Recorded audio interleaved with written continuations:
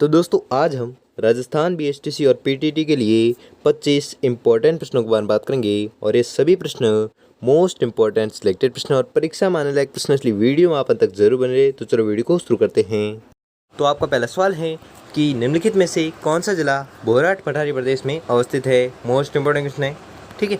क्या प्रश्न है कि निम्नलिखित में से कौन सा जिला बोराट पठारी प्रदेश में अवस्थित है। तो वह जिला है उदयपुर, ठीक है। उदयपुर वह जिला है जो बोराट पठारी प्रदेश में अवस्थित है। तो दोस्तों आपको 25% दिए जाएंगे, जिसमें से आपने कितने प्रश्न चाहिए है वो हमें लास्ट में कमेंट में ज़रूर बताएं, जिससे कि आपकी प्रिपरेशन का पता चलता रहे। तो अगला प्रश्न देखते हैं। अगला सवाल है कि राजस्थान के किस भाग में हड़ौती पठार स्थित है। मोस्ट इंपॉर्टेंट प्रश्न है, बहुत बार पूछा गया है प्रश्न कि राजस्थान के किस भाग में हड़ौती पठार स्थित है। तो वह भाग है दक्षिण पूर्वी भाग में, ठीक है। दक्षिण पूर्वी भाग में क्या स्थित है, हड़ौती पठार।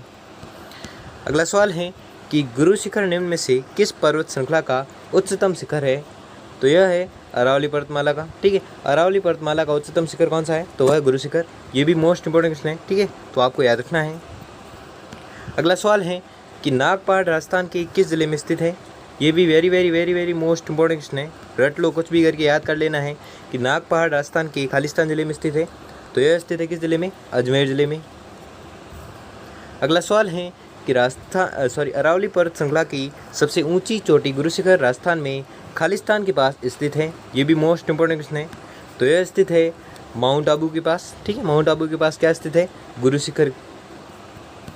अगला सवाल है कि राजस्थान की सबसे ऊंची चोटी गुरु शिखर की ऊंचाई लगभग कितनी है। Very very most important question है, कुछ भी करके ये तो प्रश्न रट लेना है, क्योंकि ये इस वीडियो का बहुत ही ज़्यादा महत्वपूर्ण प्रश्न है, ठीक है। कि राजस्थान की सबसे ऊंची चोटी गुरु शिखर की ऊंचाई लगभग कितनी है। तो इसकी जो ऊंचाई है वह है 1722 मीटर। अगला सवाल है कि राजस्थान का परिगणित मरुस्थलीय क्षेत्र लगभग कितना है। तो इसका जो परिगणित मरुस्थलीय क्षेत्र है वह है 1,79,250.67 वर्ग किलोमीटर। अगला सवाल है कि राजस्थान में बागर और मरु खालिस्तान के नाम से जाने जाते हैं। तो ये भी मोस्ट इंपॉर्टेंट क्वेश्चन है। तो यह जाने जाते हैं भौगोलिक क्षेत्र के नाम से, ठीक है। बागर और मरु है वह भौगोलिक क्षेत्र के नाम से जाने जाते हैं। अगला सवाल है कि राजस्थान की उस भौतिक स्वरूप का नाम क्या है जो थार के रेगिस्तान को चंबल की घाटी से अलग करता है। तो वह भौतिक स्वरूप है अरावली पर्वत श्रेणी, ठीक है। अरावली पर्वत श्रेणी वह भौतिक स्वरूप है जो थार के रेगिस्तान को चंबल की घाटी से अलग करता है।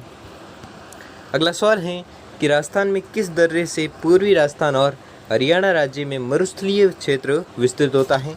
तो यह होता है कहाँ पर, तो आपको याद रखना है, यह होता है सांबर दर्रा, ठीक है। सांबर दर्रे से क्या होता है, पूर्वी राजस्थान और हरियाणा राज्य में मरुस्थलीय क्षेत्र है जो विस्तृत होता है। किससे होता है, तो सांबर दर्रे से होता है। अगला सवाल है कि रामायण और भागवत गीता में धनवा शब्द का संदर्भ खालिस्तान से है। ये भी मोस्ट इंपॉर्टेंट क्वेश्चन है, बहुत बार पूछा गया एग्जाम में, तो आपको याद रखना है। इसका संबंध है राजस्थान के मरुस्थलीय भाग से। अगला सवाल है कि मुकुंदरा की पहाड़ियाँ स्थित है। Very very most important question है, ये भी बहुत ही ज़्यादा महत्वपूर्ण प्रश्न है, इसलिए रट लेना, कुछ भी कर लेना, याद करना है आपको कुछ भी करके, ठीक है। तो मुकुंदरा पहाड़ियाँ स्थित है, तो कहाँ पर स्थित है, तो यह जो पहाड़ियाँ स्थित है यह स्थित है हड़ौती पठार में। अगला सवाल है कि राजस्थान के वे जिले जिनमें खस नाम की सुगंधित घास प्रचुरता से उगती हैं। तो आपको याद रखना है, यह उगती हैं भरतपुर, टोंक, सवाईमाधोपुर, ठीक है। भरतपुर, टोंक और सवाईमाधोपुर में खस नाम की सुगंधित घास है जो प्रचुरता से उगती हैं। अगला सवाल है कि निम्नलिखित में से कौन सा पठार अरावली पर्वत से संबंध नहीं है, ठीक है। तो संबंध नहीं रखता है, तो आपको याद रखना है वह पठार है बघेलखंड का पठार, ठीक है। बघेलखंड पठार वह पठार है जो अरावली पर्वतमाला से संबंध नहीं रखता है।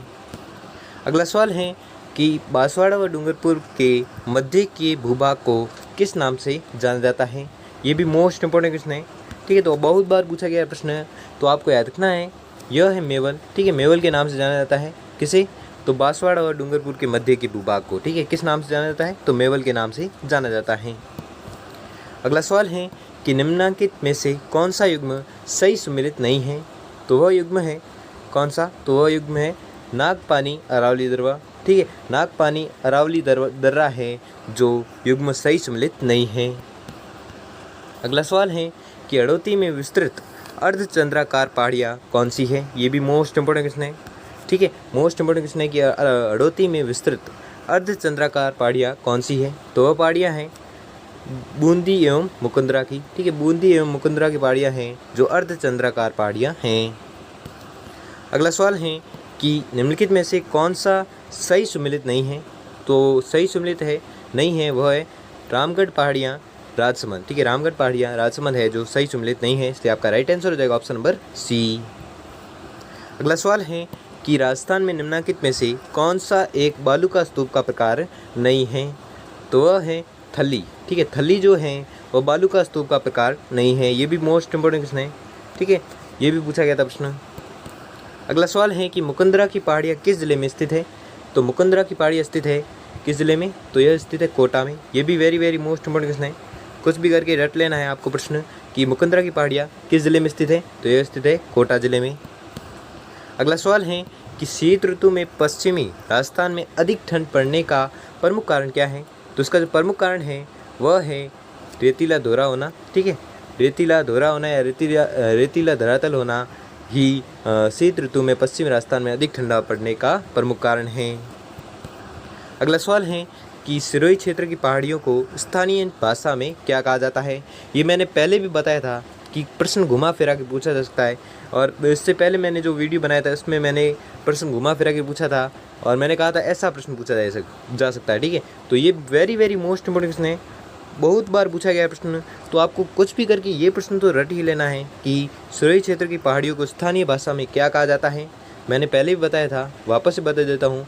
तो इसका इसे जो कहते हैं वह कहते हैं भाकर। ठीक है, भाकर अगर किसे कहते हैं अगर पूछे एग्जाम में, तो सिरोही क्षेत्र की पहाड़ियों को स्थानीय भाषा में कहते हैं क्या? भाकर।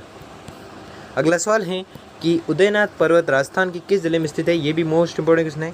ठीक है, तो उदयनाथ पर्वत स्थित है कहाँ पर? तो आपको याद रखना है यह स्थित है अलवर जिले में। ठीक है, अलवर जिले में क्या स्थित है? उदयनाथ पर्वत।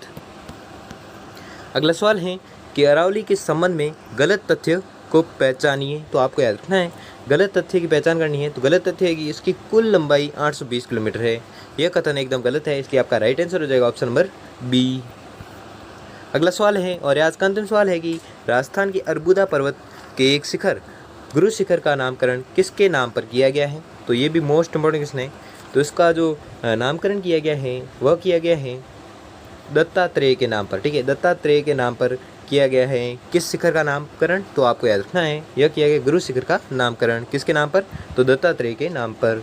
तो दोस्तों आपको वीडियो कैसा लगा कमेंट में ज़रूर बताएं। अगर वीडियो अच्छा लगा हो या आपके लिए थोड़ा सा भी हेल्पफुल साबित हो तो वीडियो को लाइक और चैनल पर नए हो तो चैनल को सब्सक्राइब कर लीजिए। और आपने 25 में से कितने % सही किए हैं वो भी हमें जल्दी से कमेंट करके ज़रूर बताएं। धन्यवाद।